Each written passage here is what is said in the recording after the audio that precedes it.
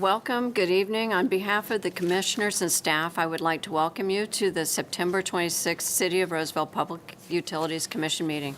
This 7-member commission is responsible for studying and advising the City Council regarding all utilities owned or operated by the city, including electric, water, wastewater, and solid waste.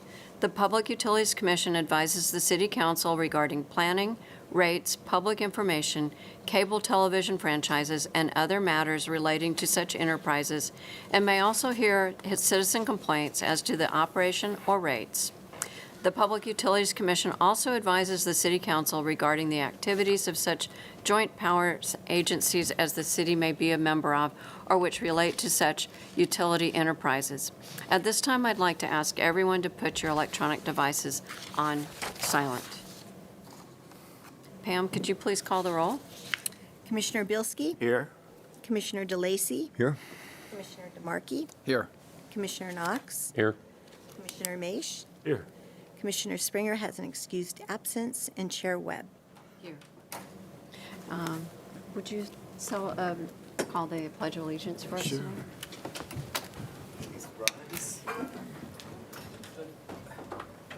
Pledge allegiance to the flag of the United States of America and to the republic for which it stands, one nation, under God, indivisible, with liberty and justice for all. Item number 4 on tonight's agenda is public comments. This item is for anyone who would like to address the commission on any item that's not on tonight's agenda. When addressing the commission, please state your first and last name for the record. Not seeing any public comment, I'd like to move to the approval of the minutes. Item 5.1 is the approval of the August 22nd, 2023 meeting minutes. Would anyone like to make a motion? I'll make a motion. Second. All those in favor, please say aye. Aye. All those opposed or abstentions? Abstention. Okay. Passes. Who abstained? Okay. Thank you. Yeah. Next on our agenda is our requests and presentations. Our first item is 6.1 Environmental Utilities Monthly Update. This report is brought to us by the Environmental Utilities Assistant Director, Sean Bigley, summarizing the monthly status of environmental utilities activities for information. All right. Good evening, members of the Public Utilities Commission. My name is Sean Bigley. I'm an Assistant Environmental Utilities Director, so I'll be providing a brief update on activities within environmental utilities. So I have 3 updates for tonight. So first, just wanted to announce that yesterday, City of Roseville, the mayor, as well as a council member, as well as staff, attended a announcement basically from the state of California where the region itself is receiving $55 million in funding from the state of California through a partnership with the California Natural Resources Agency, as well as the State Department of Water Resources. Regional Water Authority, which is a JPA that the city belongs to, is actually receiving the $55 million in funding. And of that $55 million, the city of Roseville will be receiving $8 million. And that funding will be used to partially fund 2 aquifer storage and recovery wells. And so those are 2 wells that are currently under construction. We are in the midst right now of doing the drilling activities relative to that infrastructure. And then, of course, we'll start doing the topside improvements here shortly. So that $8 million will go towards funding those projects. And those are under construction, again, at the Misty Woods and Campus Oaks location. You probably, if you've driven on Pleasant Grove, you've seen the drill rig out there. And they just wrapped up on that site, and they're moving on to the next site. The next update is one of our favorite topics that we talk about often at the Public Utilities Commission is related to the water efficiency legislation that was passed in 2018. So recently, the State Water Board staff released a package of regulations, proposed regulations, to implement that legislation. And that legislation was 2 bills, Assembly Bill 1668 and Senate Bill 606, that was signed into law by the governor in 2018. So it's taken 5 years to get to a point where the State Water Board is promulgating the regulations. Quite a process. But anyway, so we're currently as staff reviewing what's in those regulations. Just the initial sort of take on it is that our impression is that the state staff have definitely overreached with respect to the enabling legislation and what the enabling legislation articulates in terms of where the state wants to go from a policy perspective. And there's several aspects of the current proposed package that seem to be beyond what the scope of the legislation allows for. So anyways, we're working to really understand what those impacts are. There is upcoming October 4th public workshop where we'll be participating, probably staff and or elected officials will be participating in that October 4th workshop where we can provide comments on the proposal. And then ultimately there's a deadline for public comment. Typically you send in letters, comment letters, and that deadline is October 17th. So we'll be highly engaged in that effort. Just coming up in the next month's PUC, Noel Maddock is going to go ahead and do a deeper dive into what those regulations are proposing, so members of the commission can get a full briefing of what's going on. And then finally, on a brighter, cheerier note, I just want to note that Water Professionals Week is coming up, and that week kicks off. It's an annual celebration of water professionals and what they do. And that'll kick off on October 7th. And so you'll see a lot of social media activity relative to that, featuring employees both in the water and wastewater sector, talking about what they do, the services they provide to the community, and the importance of the work that they do every day. So look for those social media posts out there. And that's pretty much all I have for tonight, and be happy to answer any questions you have. Do any commissioners have questions for the staff at this time? No hints on the overreach? Yeah, I can I can indulge you if you'd like. Just a little preview. You'll get a lot more later on. So there's actually a few areas. One of the biggest areas of contention is this whole debate about irrigated area and irrigable area. So there's 4 standards in the legislation, one being an outdoor standard. You think of it as 4 different buckets. What it does is those buckets roll up into essentially a target that the city has to reach annually. And that requirement is not on individual homeowners or business owners. It's actually a target that the city has to reach. The city is responsible for that. So there's been some discussion about irrigable and irrigated areas, how much water in that sort of bucket would be allocated for the city to use. The state's our impression is really trying to wring out every little single drop of water.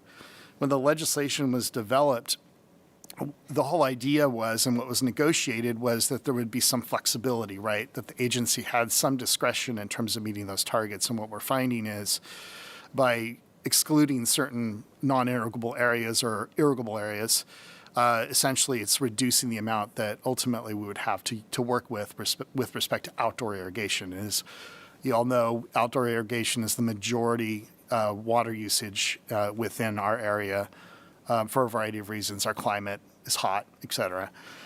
Some of the other areas are that we're looking at are the water loss standards and what that means in terms of how water loss is managed, what those targets are, how we calibrate meters, things like that. The other thing that's really kind of thrown, I think, a wrench into it is this whole notion of the state sort of moving the goalposts. So you probably recall there was a bill, I think it was last year, SB 1157. We talked about that indoor standard and how they took the initial legislation that provided a per capita per day rate for each individual homeowner, how much that is for them to use. And again, that's another bucket that kind of rolls up into that overarching target.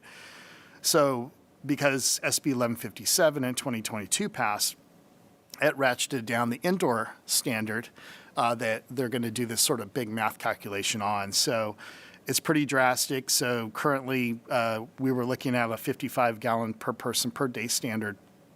By 2025, they're going to ramp that down to 47 gallons per person per day. And then by 2030, 42 gallons per person per day. So the standards are pretty severe, at least in terms of what they're proposing at this point in time. It doesn't give agencies, even as City of Roseville, which I would characterize as been pretty active in this area, has been pretty advanced in terms of our water efficiency programming and our efforts. But even in that case, those agencies that do act responsibly still are going to have a tough time complying with this legislation, or I'm sorry, complying with this regulation as proposed.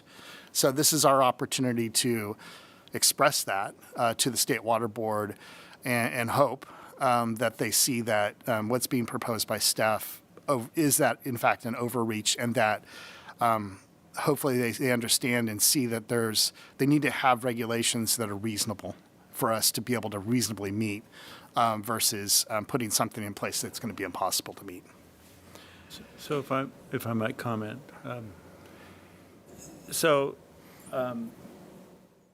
The challenge that you're going to have is that Southern California has significantly overbuilt for their water supply, and they've got to cut back, and they are the majority of the population of the state of California. And so these regulations are going to be written to assist the water agencies in Southern California, give them the tools that they can then implement on their customers to do what they have to do. And we end up being collateral damage in this struggle for Southern California to live within their water means. And it's extremely frustrating. So I'm glad you're fighting the good fight. I doubt you'll win. It's depressing.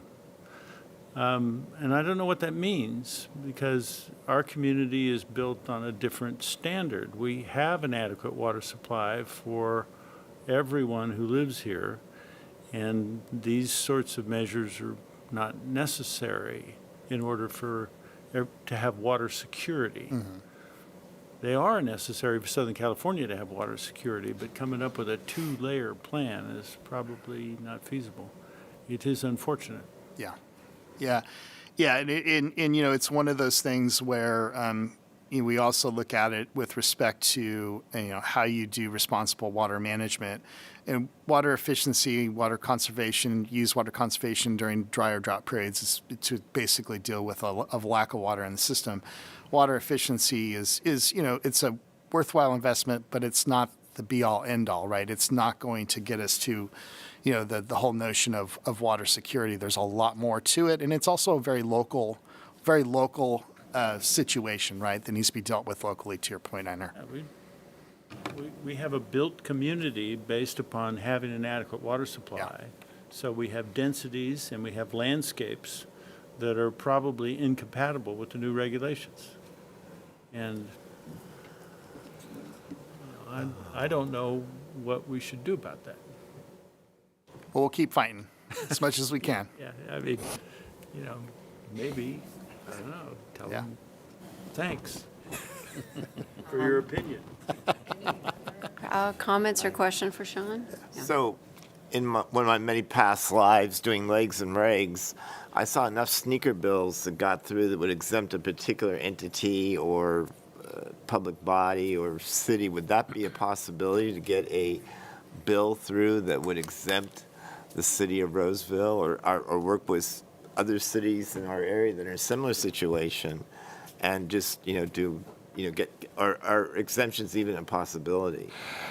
Yeah, I mean, I think it's certainly a possibility. It's the legislature is the legislature in terms of you have a process. Certainly, understanding the politics in California and kind of where sort of the legislative body is currently is one thing. But yeah, certainly there is opportunities. I mean, if I was to think about the future, and if this type of regulation does go through without it being changed, it could create a potential where you have a lot of communities that are not going to be able to comply. And it's not because they're not trying. It's just it's set up where they're just not going to be able to make it. So there could be a situation where certainly water agencies can come back and try to work together and sponsor legislation. That's always an option. That's a tool that we can certainly look into. So that's my next question. Where's Aqua and the big irrigation districts? So generally speaking, Aqua has in the legislation, they were definitely trying to get the legislation to a point where it was much more workable. I think to some extent they were able to do that. Obviously, in other aspects, they weren't.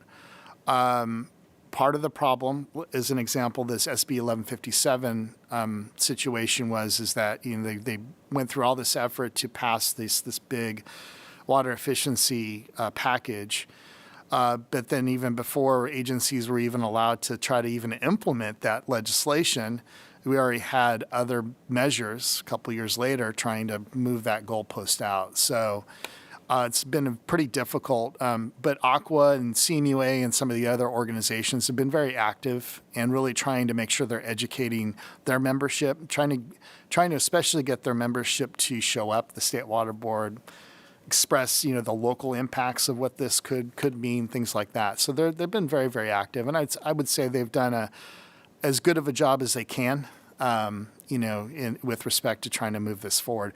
Again, they represent agencies across the state, to Einer's point. So, of course, they're always trying to balance out those different sort of perspectives down the road. So, but they have been active.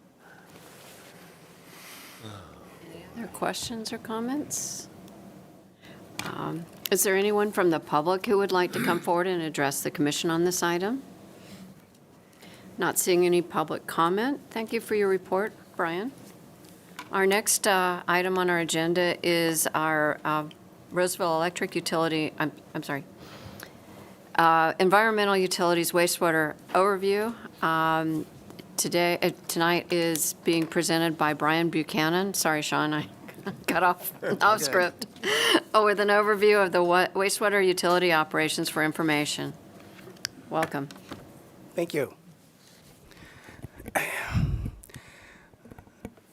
So before I start, I guess I could wait till my collections portion of my presentation to talk about the water efficiency standards. But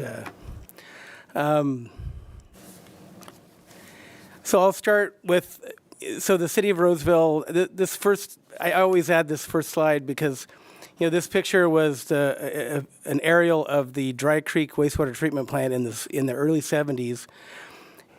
If you look at the plant now, probably 90% of the facilities that are there in that picture are still there in operation now. So, not a lot has changed for the layout of that plant. That plant's been there since probably the 50s.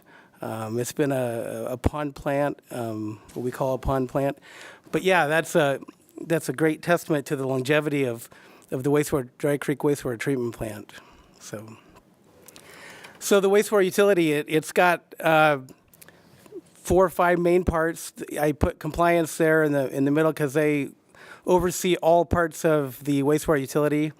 And I'll talk about compliance a little more in just a moment. But we got the treatment, which is the two cities' 2 wastewater treatment plants. The collections, basically the sewer pipes and the manholes and everything that collects the sewer from the residents and the commercial parts of Roseville and the region. We have the recycled water part of the utility. And then we have EU maintenance that performs maintenance on everything from the treatment plants to collections and even parts of the water utility. So the treatment side, and I put resource recovery. So the treatment side is the city has 2 regional wastewater treatment plants. Both of them treat about 8 to 8.5 million gallons per day average dry weather flow. In 2022, we treated over 6 billion gallons. It's a lot. That's all. It's always the shock and awe. It's a lot of wastewater. It's wastewater every day. It never stops. It never ends. And out of that 6.3 billion gallons of wastewater, we removed over 20 million pounds of waste. So in that wastewater, the waste that is carried to the plant, that's what our job is to remove that waste. So. Can I ask a question? So we had a ribbon cutting ceremony last week to welcome in the addition of a new process, a couple new processes at the Pleasant Grove wastewater treatment plant. But what it really represented was the transformation of the wastewater treatment plants from Dry Creek and Pleasant Grove two resource recovery facilities. So both the city's wastewater treatment plants recover recycled water. We deliver recycled water. We over almost 4,000 acre feet in 2022. In July, it's about a peak day of about 9 million gallons per day. We deliver to 4 golf courses, tons of streetscape, city parks, city schools. Biosolids, so as a byproduct of the wastewater treatment process is what we call biosolids. It's not biosolids in the sense that they're the waste that we remove from the wastewater, but it's the organisms that digest that waste and treat that waste. That is collected in digesters, and it is further treated to reduce the pathogens. And then we land apply those biosolids in the state, mostly in the Central Valley here. It's an amazing benefit to the soil for crops. It increases the obviously the nutrient content. It increases the water. I don't know what they call that. It makes it for far more sustainable farming where it's land applied. And then in the state, I want to say 90% of all of the biosolids generated in the state are land applied. So it's significant. And energy. So both treatment plants generate electricity now with the methane generated from the digester process. Between the two plants, we generate about 1.3 megawatts a year. Or 1.3 megawatts. Our goal is to offset our treatment costs by about $1 million a year, to the chagrin of the recycled water, or I mean the electric utility. But no, it's all about recovering all of the energy that we can from the raw wastewater that's coming into the plants, and now. The Pleasant Grove plant is also generating CNG, compressed natural gas. It's methane generated from the treatment plant process, and we compress it, we treat it, we compress it, and we fuel right now about 13 refuse trucks, and we have about 40 on order in the next 2 to 3 years. So we're hopeful that we get to continue to fuel that fleet. It's a huge benefit to both the refuse fleet and to the wastewater utility. So the wastewater utility, where the treatment plants are regional facilities. We treat wastewater from all of the city of Roseville, but we also treat wastewater from parts of Placer County, unincorporated Placer County, Rockland and Loomis. So SP Mud service area, Placer County service, parts of Placer County service area, and all of Roseville. The SPWA is an entity that funds the capacity projects necessary to serve the developments in Roseville and the partner agencies, Placer County and SP Mud. It's funded solely by regional wastewater connection fees. So the fees go into that. They manage the capital program as well as the debt. And it's been a huge benefit to all of the partners, including Roseville. So wastewater collections, I'll talk about the discussion Sean had just a minute ago. Wastewater collections, they collect and conveys wastewater from homes, businesses to the treatment plants. When we talk about indoor water efficiency, it has caught the attention of wastewater agencies because the standard is getting the per capita standard is getting so low. There's starting to be concerns by wastewater agencies that there won't be enough hydraulic liquid to transport the waste to the treatment plants. So as the standard becomes more and more restrictive, there starts to be less and less flow transporting that waste to the treatment plant. And we designed the collection system based on a standard from, the current standard or even a standard from years ago. And it's difficult to go back and change that. And I think that, there's a concern that we'll get to a point where the city has a difficult time maintaining that sewer collection system just because there's just not enough liquid to transport that waste. We maintain 855 miles of pipes. So, we're responsible for keeping those pipes clean and operating properly. That's to Disneyland and back. So that's the distance of pipes we have in Roseville. So again, when we start changing our standard on water efficiency, there is a concern that that's going to affect all of, any portion of those pipelines. And that's, our job to keep that clean and flowing, freely. That's an enormous task. So, and then in addition to the 855 miles of pipeline, we have over 12,000 sewer manholes. So sewer manholes, that's the access point for the city to get into that sewer line. So every time we clean a sewer line, every time we run a camera through to find out what the problem is, that's how we access those sewer lines. So we have a lot of them, and we have to also maintain those sewer manholes. So for recycled water started in Roseville. The concept of a recycled water program started in the early 90s. The actual deliveries of recycled water started in 1997 to the Wood Creek Golf Course. It was our first customer. Now we're providing almost 4,000 acre-feet a year. We have about, I want to say now, 225 connections. We serve schools, commercial lots, corridors, parks, golf courses, anything that's not a residence in West Roseville and some pushing more east. And we serve some recycled water outside of Roseville. We're going to start serving recycled water to the areas north of Roseville and west of Roseville.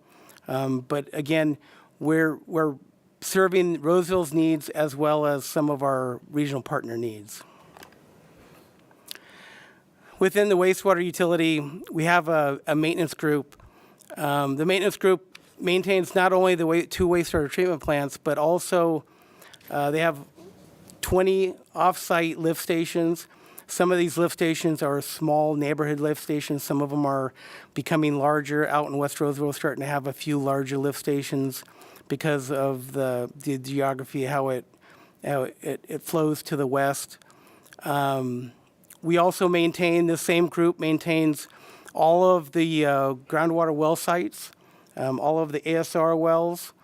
We have a few potable water tanks, and we also have 2 off-site recycled water pump stations that we maintain.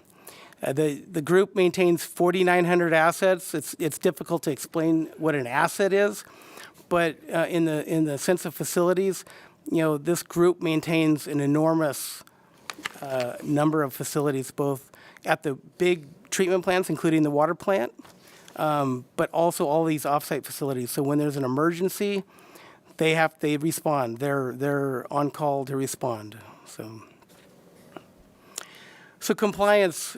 Wastewater went through its compliance period in the 90s, where everybody took a much closer look at wastewater. I'll start with the laboratories. We have 2 environmental laboratories, one at each of the wastewater treatment plants. They're ELAP certified, so we run compliance testing there. We run process testing. We do some testing for the water plants, and we do testing for new construction. So a lot goes on at those 2 laboratories. We also operate an industrial pretreatment program. That is an EPA required program that regulates industrial dischargers to the city's wastewater treatment plants. We have probably 20 significant industrial dischargers, and the impacts of those industrial discharges can be significant to the plants. far more significant than the wastewater that's being sent by residents. So we have a program specifically to oversee and permit those industrial dischargers. And then at the wastewater treatment plants, we operate under what we call an MPDS permit, a National Pollution Discharge Elimination System permit. It's the permit that allows us to actually discharge our treated wastewater to the waters of the state, to the creeks. So whenever you discharge treated water, whether it's wastewater, any kind of treated water, you have to have an MPDS permit. For recycled water, it's a little different. It's not an MPDS permit. We operate under a master reclamation permit. There's only, I want to say, 4 or 5 master reclamation permits in the state now. They're slowly being phased out. The city has enjoyed operating under one since the early 90s. It allows us to permit individual users, which is a big deal because if you don't have a master reclamation permit and you have a new user come in, they have to permit through the state, and there's a lot of red tape, a lot of compliance points. The city is able to provide that permitting mechanism directly to the customers, and it really saves and has been a really big positive for the city of Roseville. And then the collection system, they operate under what's called a waste discharge requirement, a WDR that's issued by the Regional Water Quality Control Board. We recently got a new updated WDR issued last June. It made a lot of changes statewide, but our collections group was ahead of the game and had no issue complying, but it did change a lot of how we report sewer spills, how we report everything from a private spill, so a spill that's on a private collection system, and also how we treat wastewater leakage within the treatment system, within the collection system. But it was a big deal, and again, the city was definitely ahead of the curve and didn't have any issues. So. All right. So are there any commissioners who would like to ask questions for staff at this time? I would.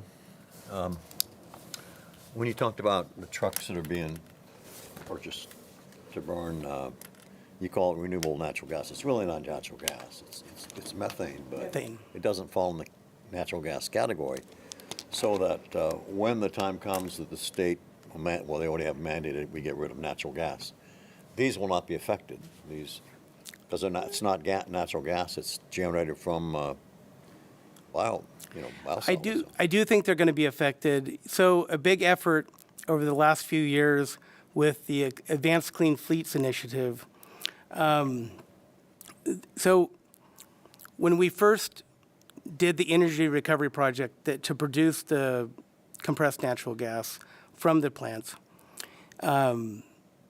the intent was to comply with SB 1383, which was a bill to try to reduce short-lived contaminants, and it was a environmental bill. But then, as we did this project, they came out with the Advanced Clean Fleets Initiative that were pushing agencies, including the city, to convert to electric vehicles, including the refuse fleet. We made a heroic effort to push back, try to get an exemption specifically for our RCNG. Right. I think we've got enough to be able to continue to purchase trucks for the short term and use them for their useful life and get at least the benefit, the benefit that we foresaw from that energy recovery project. But long term, I think it's difficult to know right now, long term, what that is really going to mean. We are going to be able to purchase and procure the new trucks. Those are, we have some procured and some being planned to procure soon. But we're trying to do that within the guidelines of that Advanced Clean Fleets Initiative. I think utilities could fight that big time, you know. I think so. I don't think the fight is over. I think that initial lobbying fight, trying to get the regulators to listen, wasn't successful. I think that next step is probably going to be more successful. Good to hear. More questions? Brian, I appreciated your presentation at the opening of the wastewater treatment plant. I thought you did a really nice job. Thank you very Excellent. much. It really was. Very good. So I did have a couple questions on your presentation. I didn't have much appreciation for 6.33 billion gallons. Normally, we talk about acre feet. How many acre feet is that? How many acre feet a year do you treat? Let me see, I can do that in my head. And the reason I asked is I want to say about 20. So if we reused all of our wastewater, just the entire, everything that comes in, I want to say we're in the 15,000 to 20,000 acre feet per year range. We recycle about 10%, in the ballpark of 10%. I don't know the exact numbers, but I know that we're in that 20,000 acre feet range. If we recycled everything, yes, we would be in that. So 6.3 billion gallons. Can do the math. Unfortunately, I don't have my phone here or Alexa. Actually, I think it's 19,400 acre feet. Okay, so I just want to see if you knew. good math. So you're recycling about 20%. But the reason I was curious about it is we used to always use a rule of thumb that 75% of the water that we treat ends up going to landscape uses. And I was just trying to figure out how much, I know about how much water we use. Of course, I don't know the I&I. Anyway, I was just wondering if that rule of thumb still works. I don't know if either of you know. I don't know. I do know that. Because we've spent a lot of effort trying to reduce the amount of water that we're using for landscaping in Roseville. Of course, we're also reducing the inside use. So I don't know. So if you take out our I&I, so what I&I is inflow and infiltration. So it's the water that gets into the wastewater from wet weather events. So when it rains, we do have significantly increased flows. We're not a combined system, so we don't collect and treat stormwater, but we do get stormwater into our collection system. So if you took the I&I out, we're still probably 15,000 acre feet of wastewater that is coming through plumbing. That's not just the city of Roseville. That's about 65% is the city of Roseville. 35% is from our regional partners. But indeed, we probably could do a calculation and ballpark when we look at individual residents' discharges, we do look at wintertime potable meter use, because in our mind that represents what somebody who is not irrigating, that represents what is being discharged roughly to the sewer system. So there is a tremendous amount of data out there, and I haven't crunched the water side, but yeah, the wastewater, the recycled water available from wastewater is tremendous. It's a lot. I agree. Can you just have the state regulate how much rain we get? I wish. Everything else. Any other questions from the commission for Brian? Okay. Is there anyone from the public who would like to come forward and address the commission on this item? Not seeing any public comment. I want to thank you, Brian, for your report. Thank you. Our next item on our agenda is a report from Roseville Electric Utilities monthly update. This is being presented by the Chief Executive Officer, Dan Beans, and he will be summarizing the monthly status of the electric utility activities for our information. Thank you, and good evening, Chair Webb and Commissioners and staff. So I just have a few brief items to cover. Next week, you may know, is Public Power Week. Public Power Week is celebrated all over the country by places like Roseville that own their own electric utility. So it's a very valuable endeavor. More than 49 million people are served by these utilities, and they employ 93,000 people across the country. So I think the last numbers I saw compared to the neighboring IOU, Roseville residents and businesses save in the 170 million year range compared to those rates. So on another item, today we applied for RP3 designation with APPA, American Public Power Association. And if you're wondering what that is, it's basically, it's a operational checkup of your utility and in 4 critical areas: reliability, safety, workforce development, and system improvement. And so APPA has developed a program and a standard for utilities to apply, and around January we should get our rating. They have different ones from diamond, platinum, gold.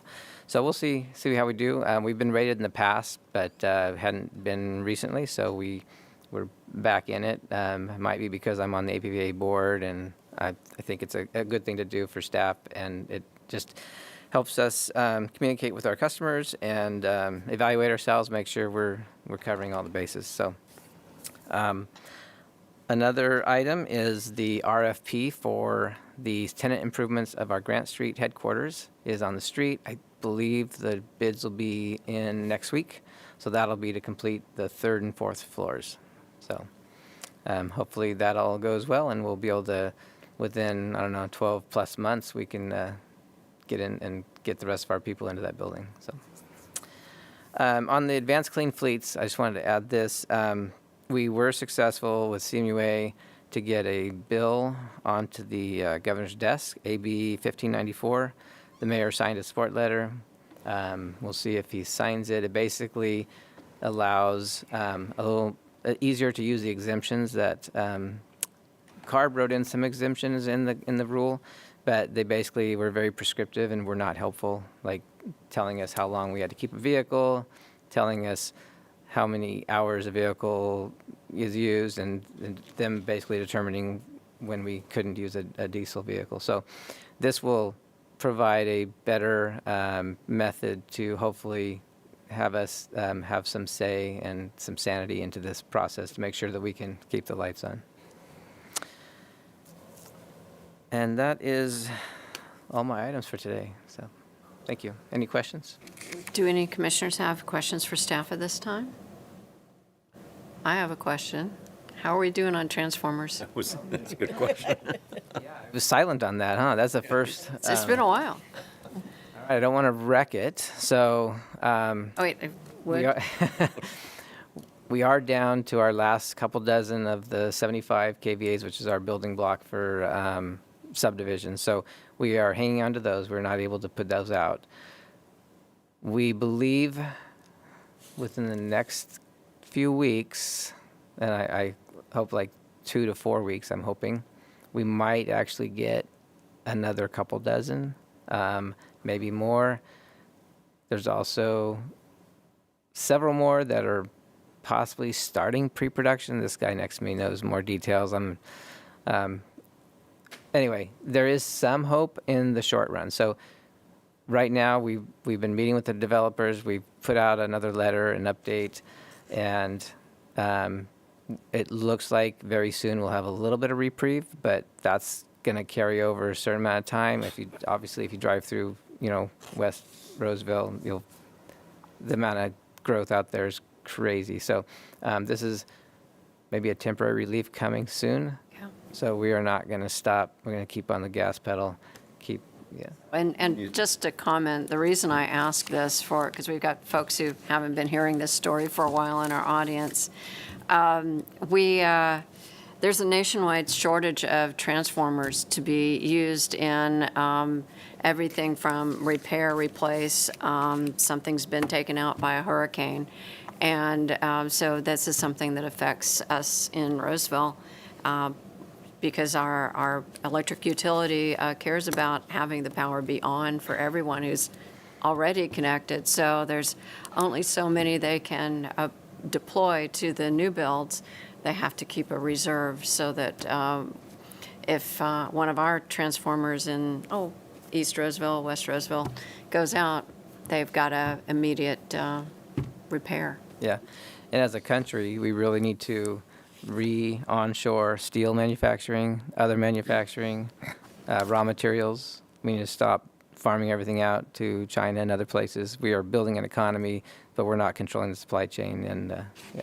One transformer serves how many homes? 10 to 12. 10 to 12. So if you only have 24 coming in, that's helpful, but that's not enough. Right. You need I mean, if you do the numbers, permitting wise, we're, at least for on the residential side, we're, running in the 1,000 to 1,200 permits per year. So you can roughly estimate that's about 100 transformers that we would need per year. So as a result, is construction coming to a halt in some areas or delayed? It has to be, I guess. So we do not have any builders out there that are waiting for a transformer to be set. That'll come. It has not hit us yet. So, but to what extent they're changing their plans, what the uncertainty on our end is hard to say. But I can say that there's no house that's waiting on an occupancy permit for a transformer to be installed. Can contractors, knowledgeable contractors, get transformers on their own? Does it have to come through the city? It would be, we get that question a lot, and we are open to the idea of them providing their own transformers. They obviously have to meet our specifications. Nobody has come to the table with one yet because They probably have a we harder time have than you 550 on order with a manufacturer we've been doing business with for many, many years. For them to just try to go order 5, they probably won't even take the PO. So I imagine that. Yeah. And we have a request out for mutual aid to ask for, other utilities to give us transformers or sell us transformers. So far, no one's taken us up on that. We've met with people from academia who are working on future ways to create solid-state transformers. We advocate in DC and Sacramento. We're pulling every lever, pushing every button, doing everything we can, making sure there's awareness. There are 2 bills, one in the House and the Senate, to get the Department of Energy, who should be our biggest advocate and best partner, to delay their efficiency standard process they're going through right now, which is going to completely disrupt the supply chain even further. So yeah, it's frustrating, but there is a little bit of hope momentarily. But there's a problem that's, as electric vehicles continue to get adopted, the same steel the same factory is going to produce the same steel for the grain-oriented and non-oriented, and there's only one in the United States, and that is not going to get better. And it's the electric vehicles are just being adopted now, and it's going to accelerate, and it's just going to get worse. So we have to keep on it until the federal government listens and starts to make meaningful changes. Right. And we're fairly lucky from the perspective of how we design our system to where we're not adding more transformers to support the EV effort at this point in time, or replacing them. The same cannot be said for like Bay Area utilities, right, where they don't have the summer peaking loads that we design for. Their systems are 2 to 3 times underbuilt to accommodate this, so there's that many more transformers that are going to need to be deployed in order to maintain the electrification goals. So not only is it competing against the same steel and same raw materials, just the quantity that's going to be needed to support these efforts is going to be very large. I hear you. So this is a nationwide occurrence. How come no one's hearing about it? Yeah, you guys are hearing about it. People are starting to hear about it, but yeah, it's surprising how little people hear about it. The state, I was in a hearing with the Utilities and Energy Assembly Committee, and that was the subject. Why is it taking so long to hook people up? And actually, it was directed at a different utility, but so it didn't really apply to us. But I think that we had that discussion last time, is that PG&E still has the buying power to jump. I was on Amazon the other day, and I decided there's only 5 left at this price. And I can just, I'm assuming that's probably the same way with transformers. There's 5 here, and then somebody grabs those 5. That's it, yeah. And then the price is, Yeah. Yeah. And I think we suffer from, we have a disproportionate size of our utility to the amount of development we have going on. So we have so much development for our small size. We're in this weird spot where we're not big enough to be PG&E and SMUD to have the purchasing power, but we per capita have so much construction occurring that we have a lot larger need for other utilities probably of our similar size. So we're hit twice. Well, the need is for thousands, many thousands around the country. Oh. I mean, it's incredible. And that's going to be a major. Yeah, the manufacturers are probably still on a 3-year backlog. Yeah, and they're producing more than they've ever produced, so that Right. tells you it's really a different issue. It's not that they're not making enough. It's labor, it's materials, it's a lot of things, so. Are there any other questions for staff at this time? Okay, is there anyone from the public who'd like to come and address the commission on this item? Okay, thank you for the updates, Dan. Our next item is from the Roseville Electric Utility on reliability. This presentation is by Assistant Electric Utility Director Chris Porter, and he's giving us the overview of Roseville reliability for our presentation. Good evening, Commissioners. Chris Porter, Assistant Electric Utility Director over Engineering and Compliance. So tonight I'm going to go over reliability from calendar year 2022 mainly, but it kind of is ingrained in our normal planning process, so it's occurring all the time. But I'm going to touch on a few things tonight. I'm going to look at some of our metrics, how our system performs, why it performs that way, and some of the reasons why we have outages and what we do about them.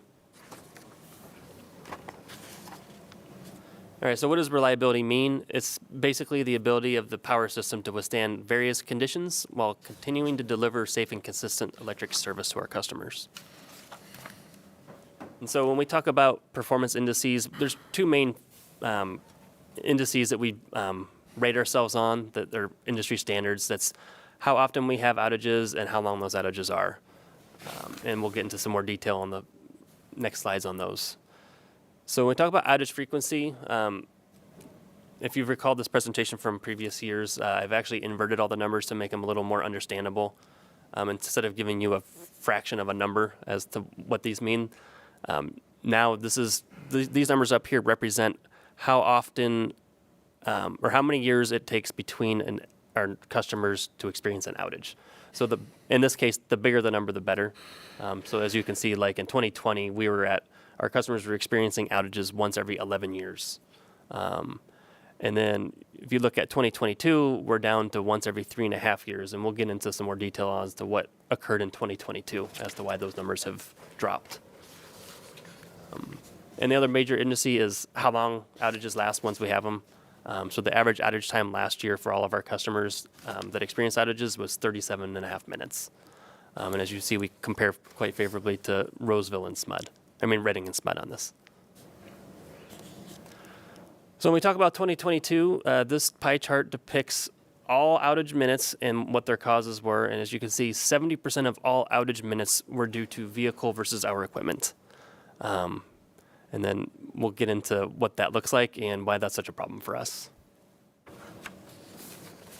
So taking a couple steps back here, this is our Vernon Street substation. It's just down the street on Vernon and E Street.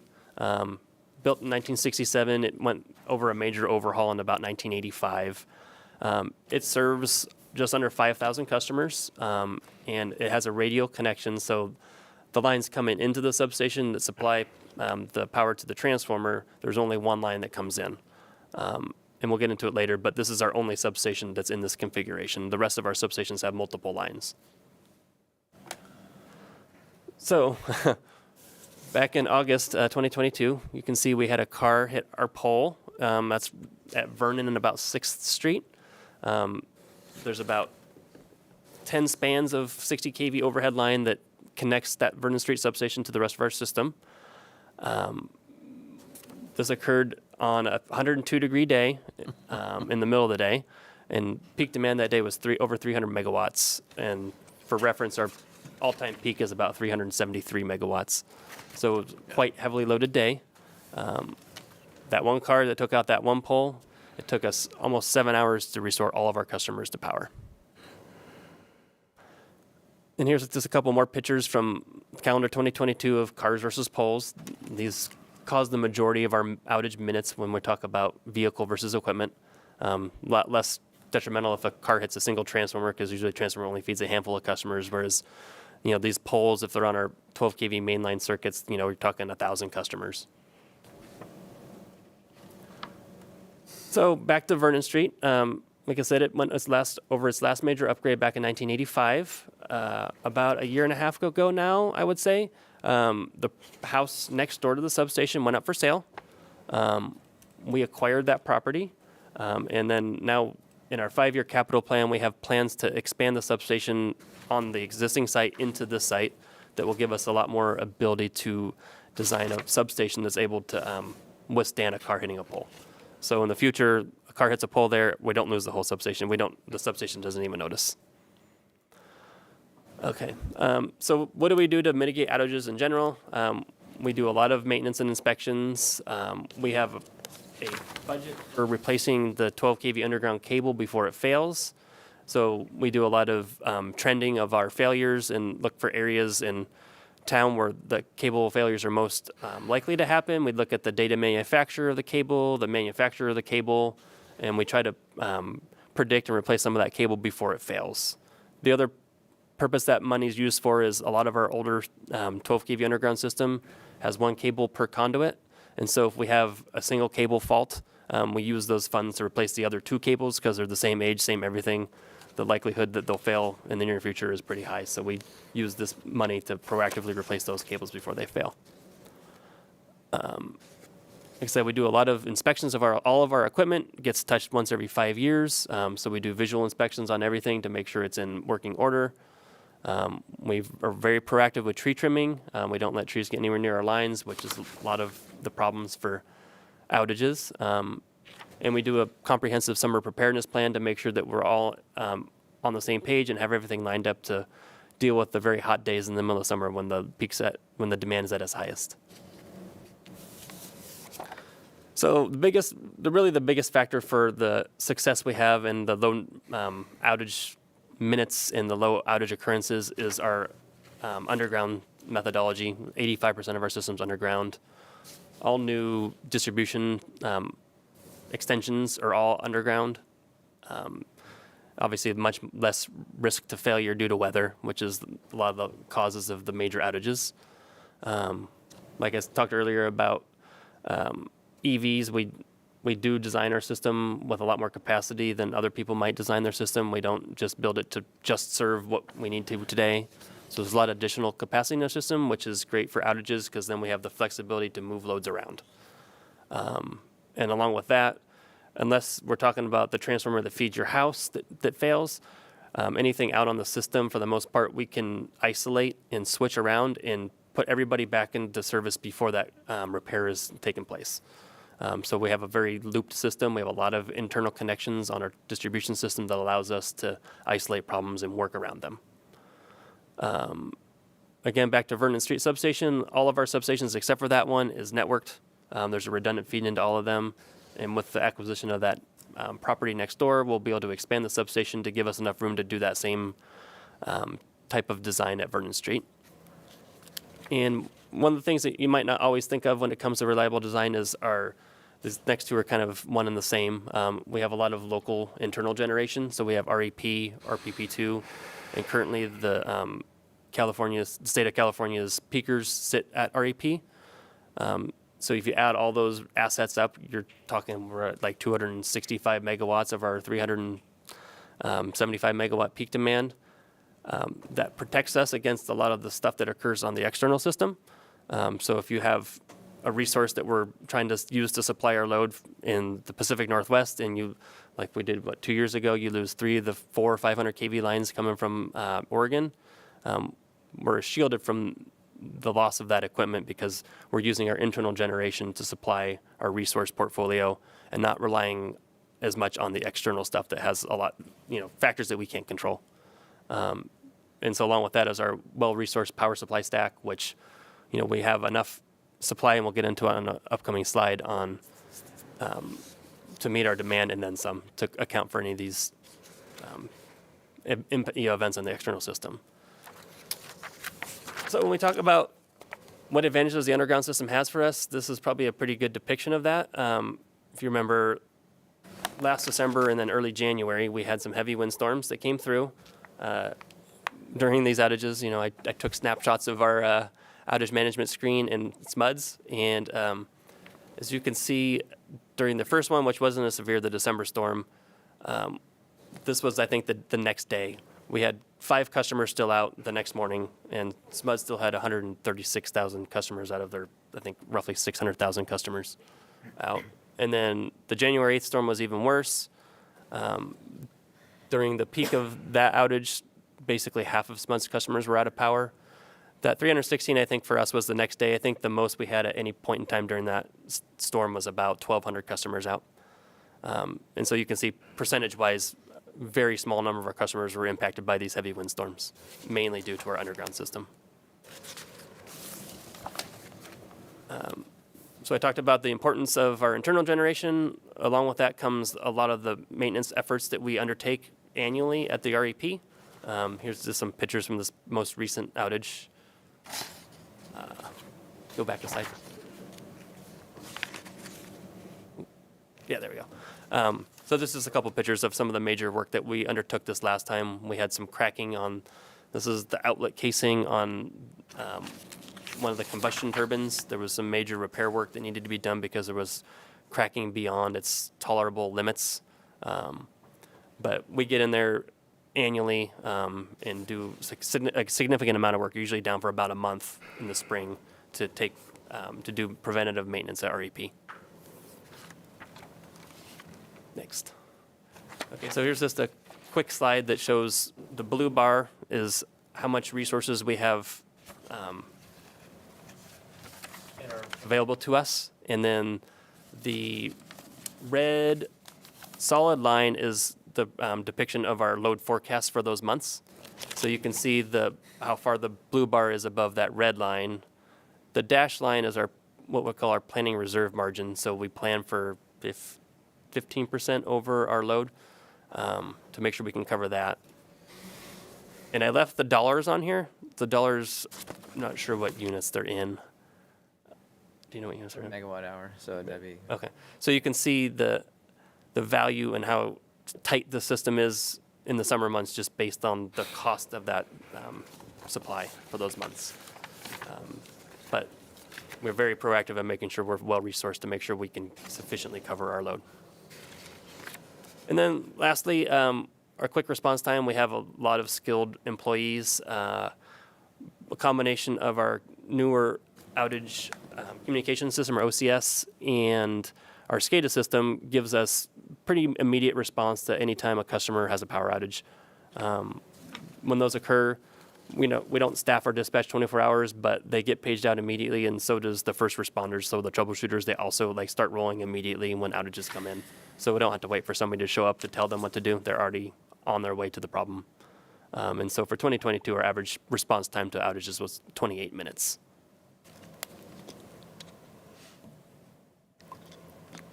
That's it. Any questions? Yeah, looks like we got a couple Is over the here. redundancy automatic? Because there was the Genius that hit the giant transformer on Pleasant Grove that only knocked it out for like 7 minutes. So it depends on what level of system we're talking. So I got when I great was, pictures. yeah. You want the pictures for next year's? So for the redundancy, I'm talking about the connection that provides power to the substations. That's Yeah. redundant. Okay. And that part's automatic. So if there's 2 lines coming into a substation, one goes out, the other one's still in service. Nothing needs to happen. Nice. On our distribution system, though, it's radially connected, even though we can make ties. So we have to manually go out there and make the connections to bring people back into power during outages. When you say that new systems going in okay, underground, up to what voltage? Is that going to be high? Just our 12,000 volt distribution system. So our 60 kV sub-transmission system, we do install overhead because it's extremely expensive, and That'll likely never be brought underground then? we have no plans. We do it on case-by-case basis if there's a pressing need to underground the 60 kV. So, for instance, the city's about to start the Roseville Parkway overpass project. Okay. That project's going to have a very a high aesthetic to it as far as coming into the city. So they requested, and we are going to be undergrounding our 60 kV line under that bridge. So we do on case by case, but the capacity of the 60 kV underground lines and the expense of it is it's not worth the it's not. Intense. Really, really expensive. I understand. Questions or comments over here? Is there any way to harden? I know like a power pole is pretty hard to harden, but am I mistaken? But did we talk about burying some equipment, or some equipment's in vaults, right? It's below ground. It's not vulnerable to being. Mostly the only thing underground is our cable, but all the switches and all the transformers are above ground and sit on this grade surface. For access too. Some of the challenge too, like it's kind of it's a slippery slope too when you, like, for instance, a wood pole, right? If we put a steel pole in, it would probably survive the impact, but it doesn't do so well for the occupant of the vehicle. So there's that challenge when you talk about making stuff like harder or putting bollards in front of stuff. You could cause some unintended consequences. Elaine, I have a question. Yeah, more. Yes, go ahead. So back on this chart, it looks like in July, our planning reserve is close. up to about what we've got available. Yeah. So I think the city's going to be adding a lot more load, or I don't know how much more load, but, we're growing and we've got electric cars coming. So there's a need to add more generation. Can you just speak to that briefly? I mean, if this probably going to, Bill's here. We can make Bill do it. He can come up and talk about that if you'd like, but it's going to be addressed in the IRP, right? The integrated resource plan, we'll be taking a 12-year outlook out to like 2035, I believe. Bill, you're welcome to come up if you want to chat about it. He's the assistant director, Bill Forsyth, over resources and generation. So this is his little thing. Chris was doing him a favor and just kind of run the slide for you. Do I need to turn this on? So what you're looking at, that's actually a 20% planning reserve margin we have in the summer. So that red line is 20%.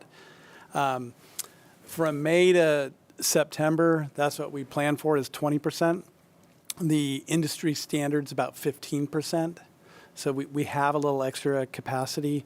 As Dan pointed out, and as we presented a couple months ago here at the Public Utility Commission, we're working on an integrated resource plan. So we're forecasting, we're taking into account all the construction going on and the load additions, EV additions. And so we do have a forecast going out. We are, part of the plan is we are looking to bring in greener energy in the future, and also looking for more reliability capacity, such as the option we have on the units the state built out at the Roseville Energy Park. So we are looking ahead. We're meeting all the requirements we have now.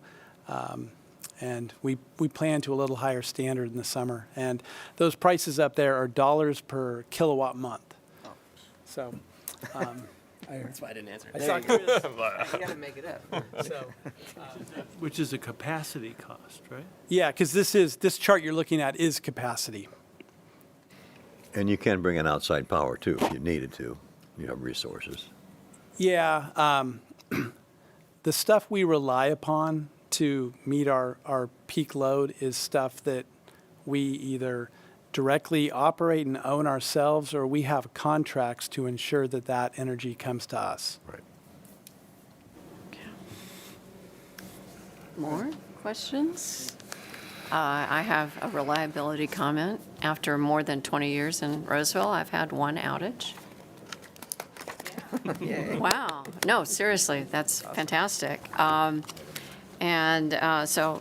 is there anyone from the public who'd like to come forward and address the commission on this item? All right, Chris, thank you for your presentation. Next on our agenda is board member, commissioner, and staff reports.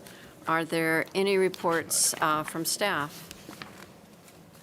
Any reports from the commission or comments? Does anyone have any items they'd like to suggest for future meetings? May I have a motion to adjourn? So moved. Second.